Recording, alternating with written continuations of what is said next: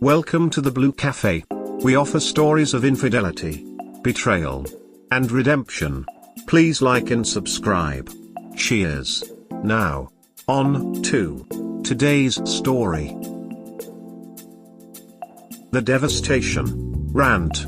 TL Doctor, wife of 3 years, relationship of 7 years had an EA, after I found out had a lot of blame shifting. Had multiple D-days. Lead to constant fighting. Now separated. My only relationship which previously I thought was blissful. How do you all get over the devastation of it all? Waking up every morning and remembering she's not next to you. Then thinking about why. Thinking about how she could do this. Thinking about 7 years of broken promises. Constantly dealing with heartbreak. Picturing her with the other guy. Picturing him making her happy. Picturing her justifying to herself and everyone around her that the best decision she made was to leave me. I feel like I have been punched in the gut every morning I wake up. Every time I think of memories of us together before the affair I get so sad. We were so happy once, how the hell did we get here? Why can't I let go of you? Rant. You were my wife, my best friend, my only relationship. You promised so much. You told me I was the best you had ever been with. I was the only person you ever lived with, introduced to your parents, and married. During our years of long distance, how we would long to see each other. For years we had a countdown to when we could be so lucky to live with each other. After years of dedication, sacrifice and devotion to each other, we finally made it, and you threw it all away. Why did you cheat? How could you? How could you love another? How could you forget about me? After multiple D-days, and now separation from you, why can't I let you go?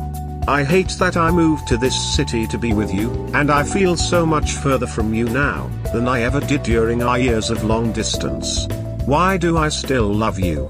I know why I hate you. What is wrong with me? My mistakes. Post-separation.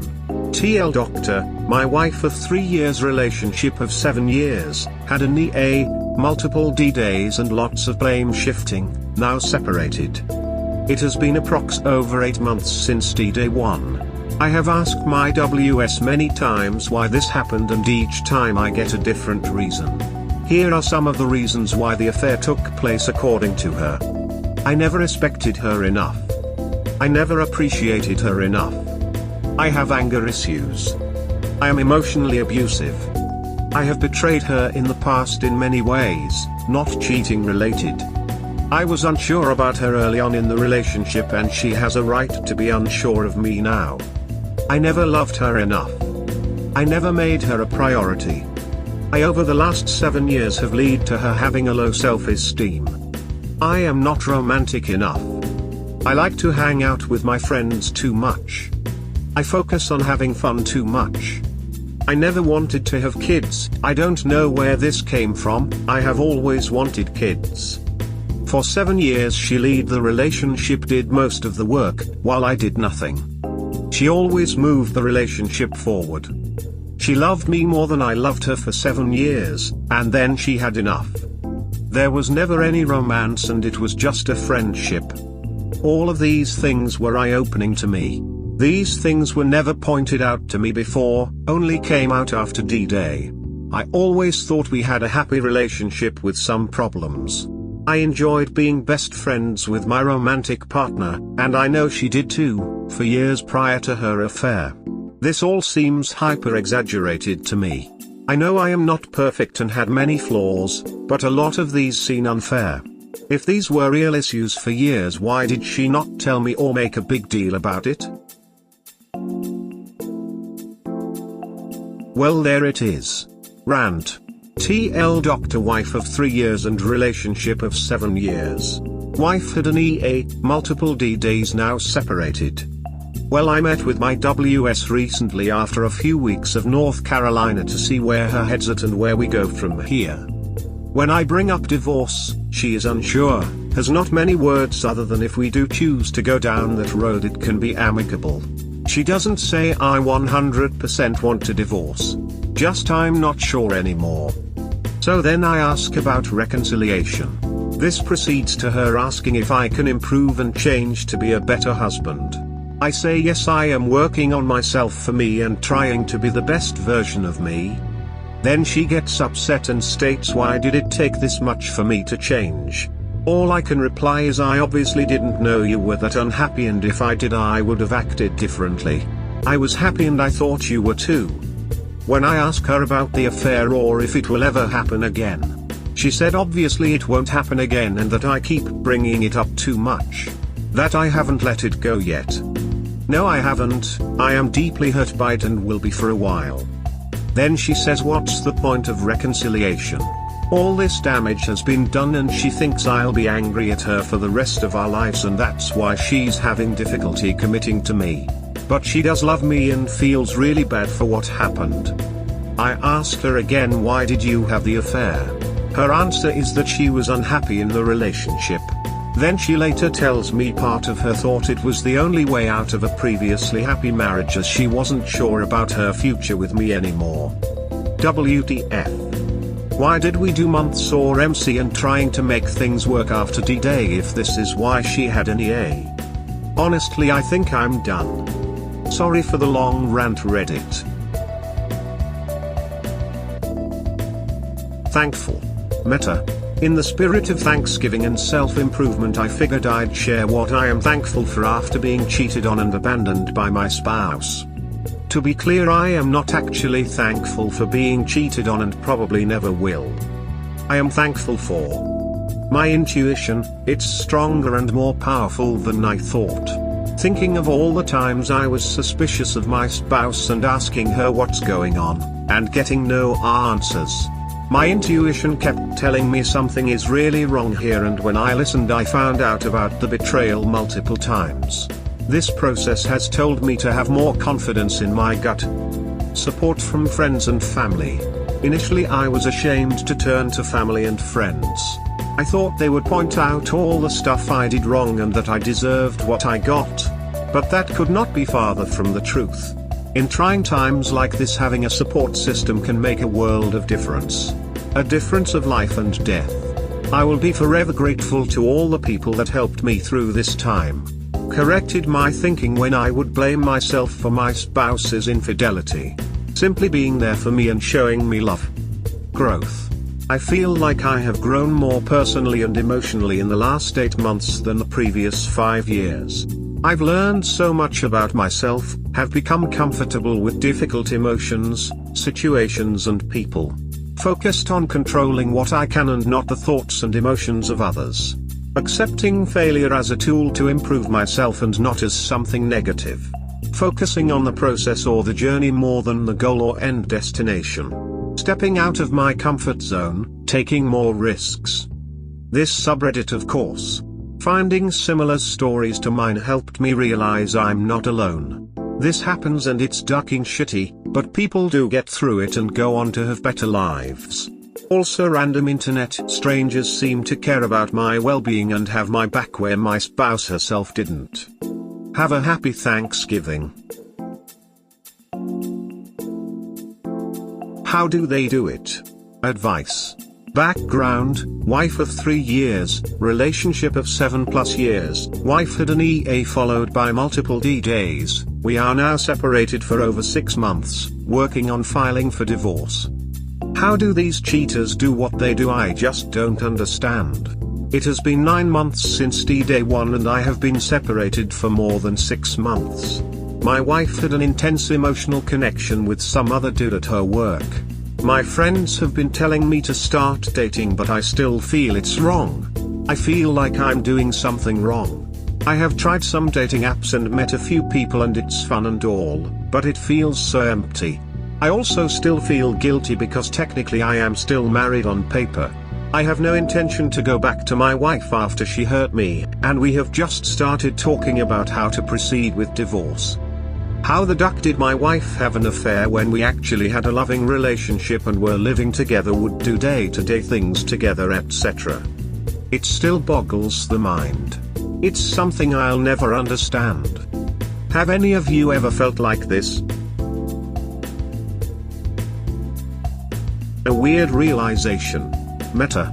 Backstory, my only relationship, of 7+ years, married for 3+ years, wife had an EA, lots of fighting, multiple D-days, blame shifting, now separated heading towards divorce. The last 8 months, since D-Day 1, have been very enlightening for me.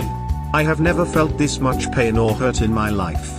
I did everything to not be in pain, beg her to stay and work on the marriage, lash out at her when she kept on cheating, talk to family friends, about my feelings, therapy, meditation, exercise, reading, becoming self-aware. And yes, all these things to a degree helped me along the way, but I had trouble achieving inner peace and contentment the way I had it prior to her affair. While in deep meditation recently, which has now been a daily practice for me over the last few months, I was thinking about the last time I talked to her, and we lashed out at each other again, and although whatever I did say to her was not wrong, it made her feel awful, and then she did the same to me. After that encounter I realized this is not who I am at my core. At my best self, I'm not this vindictive revenge-seeking person. I don't want to put down someone who hurt me to make myself feel better. Somehow after D-Day 1, I hated what I had become, especially when I talked to her. I became angry, controlling, even manipulative, desperate and needy. All the things I hated in others. At my core, I know I am a kind, gentle yet passionate person, who is funny. I wish the best upon everyone most of the time. How did I become someone I would have hated in my past life? It's easy for me to blame her for everything, and sure, part of that may be true. But I realized I don't like the person I become when I engage with her and react to her when she blames me. I loathe that person. So I started finding myself again, my true self, my true kind, calm soul. That true self that still loves my WS, not in a romantic way, but in a way that any human loves one another. I started thinking, I hope she figures out she's broken and fixes herself. I started praying for her during my meditation. I started thinking, what if there is a future where both me and her can be super happy, but not in each other's lives? And what is wrong with that? So part of my healing came with the realization that I do still love her and probably always will, and me wishing ill upon her, will harm me and probably her. Part of letting go and loving myself is being okay with the idea of wishing the best for her as well. I don't want to be consumed by vengeance anymore. It's weird, but since I started hoping the best for her, I have started feeling better. I know she is broken, and I do hope someday she fixes herself and lives a better life. That brings me peace. What do you guys think? My birthday. Rant. As my birthday comes up, it brings a sad anniversary. Shortly after D-Day 1, when I was still living together with my ex thinking we were rebuilding our relationship. One day after returning from work when she said she would be at home, but she wasn't, I panicked. I started having traumatic thoughts of her and AP being together. I called her multiple times, messaged her, and she didn't respond. It felt like an eternity, but in reality it was only 15 minutes. In those 15 minutes I began to look through her computer and discovered she had been talking to AP on my birthday 2 months prior to that day. Their convo went along the lines, I know it's his birthday but I want to see you, but I feel bad because it's his birthday. For some reason this hurt me more than anything else I had found at the time. She couldn't even give it a rest for one day. I remembered that birthday, me and her, and we went to one of our favorite restaurants with some family. We had ordered our favorite dishes and our favorite bottles of wine. For some reason, knowing that she was texting her AP on my birthday about how much she missed him really shattered me. It broke my heart. Bend but not break. Progress. I was bent when D-Day first occurred. I was bent further with each act of lying, betrayal, gaslighting, and emotional abuse. I thought I was broken. But I was wrong. I am so much more resilient than I could have ever imagined. Those of you going through this now, know that you, your human mind, your soul can withstand so much more than you could have ever imagined. This is nothing more than a storm, a hurricane, and you are like a tree that is standing its ground and bending. Weather the storm, heal, and then grow to unimaginable heights. Happy New Year's everyone. Push-pull. Rant. When I finally distance myself from my wayward wife, and start putting up clear boundaries, working on divorce, she tells me she's truly sorry and wants to be forgiven. She further asks, what is going on with us, as if the last few months and divorce planning never happened. She states that because my family and friends know about her infidelity, she will never feel accepted or respected by anyone who is my support system, and that's why she can't be with me. She feels betrayed that I started talking to my family and friends for support during the pandemic and did not tell her. She states she only talked to one person about her feelings about her AP, I talked to 10. That I ruined her reputation, and was basically gossiping behind her back. I know I don't have to justify myself, but shit like that makes me so goddamn angry, resentful and bitter. After 1 year of pure suffering and growth, and me trying my best to not react to her but respond with kindness, while drawing clear boundaries, she asks for forgiveness. She says she's truly sorry it didn't work out, that no matter what happens we have a soul connection. WTF. Where was this 6 months ago when we were doing MC and she was still talking to AP on the side about how much she loved him and missed him? Did she not see that she would lose me, lose us? I'm so sick and tired of this woman's push and pull, the drama, the emotional swings. Sorry for ranting Reddit, but some days even though I'm healing and moving on I get so upset.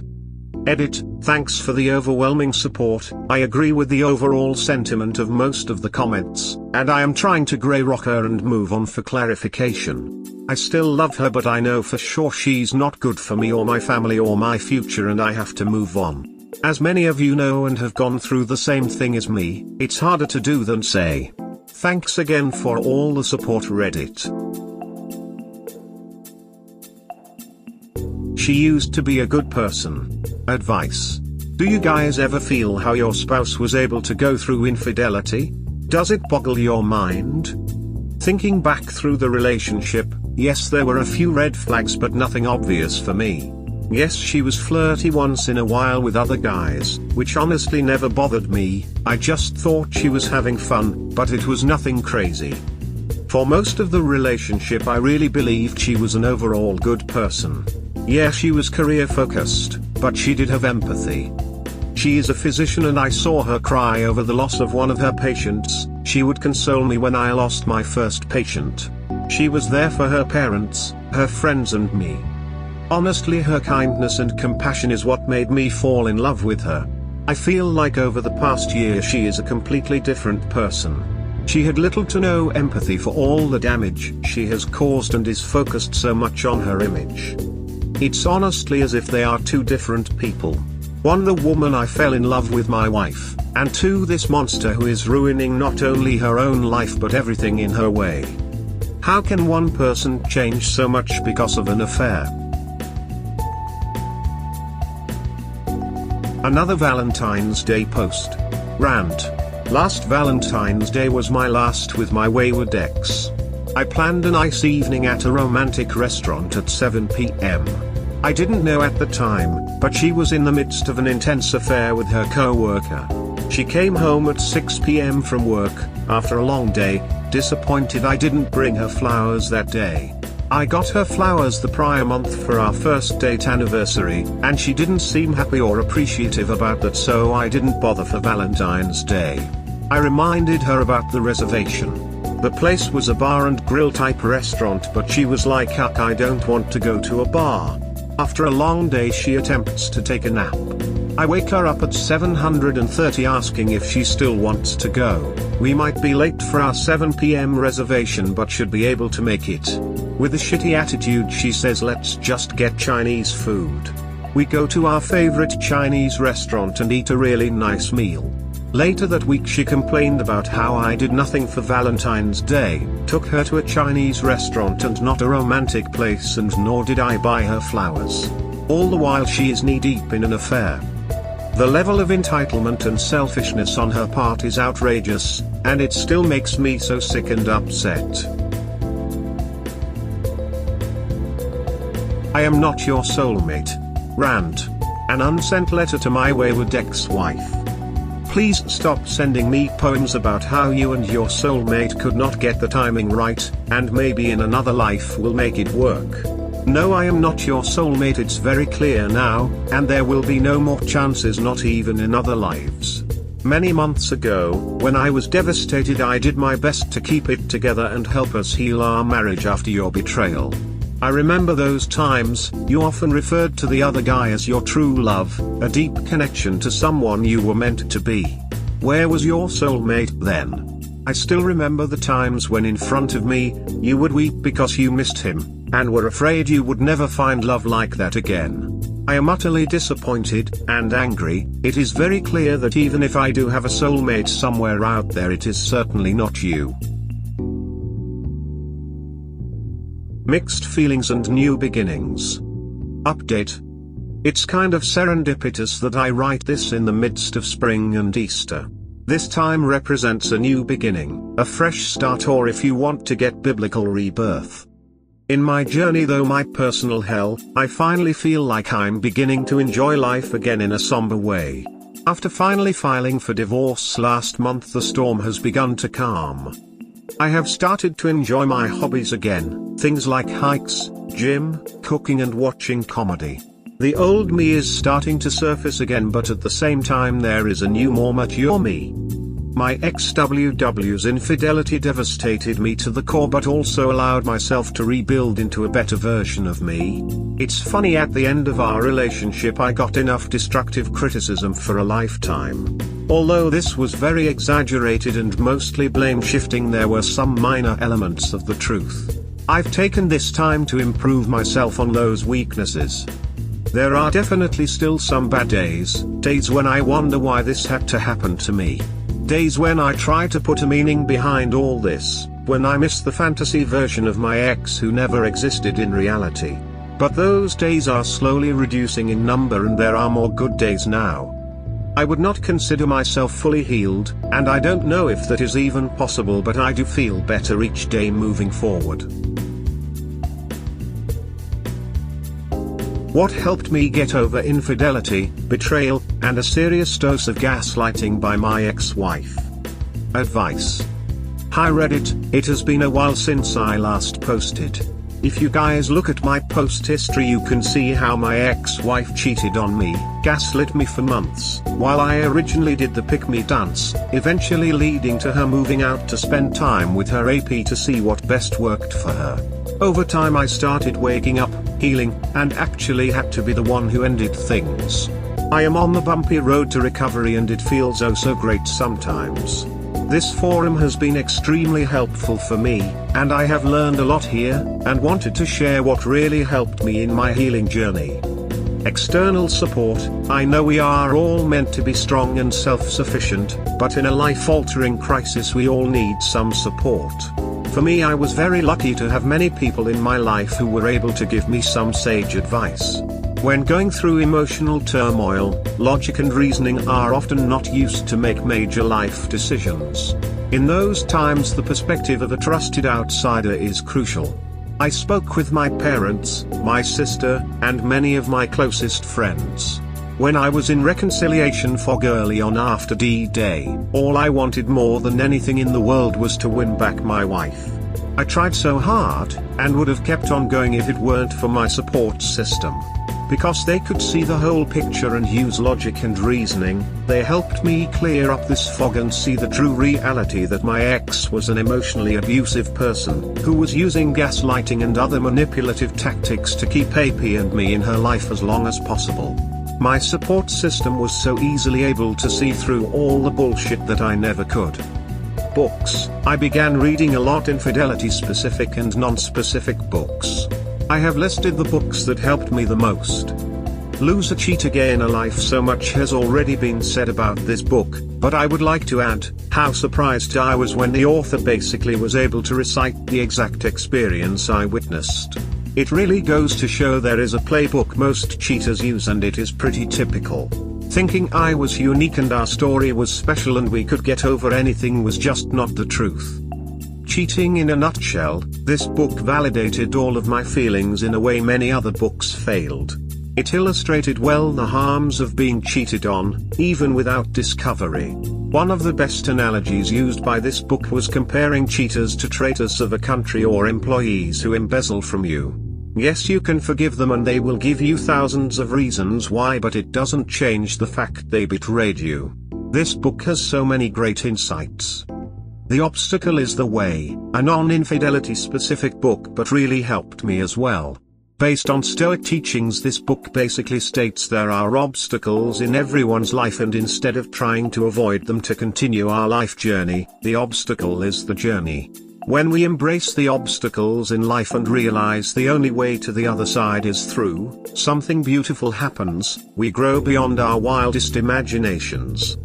Now what DSO-specific to males experiencing infidelity and divorce, has a lot of practical tips on how to deal with the fallout of it all, and how to go about rebuilding your life.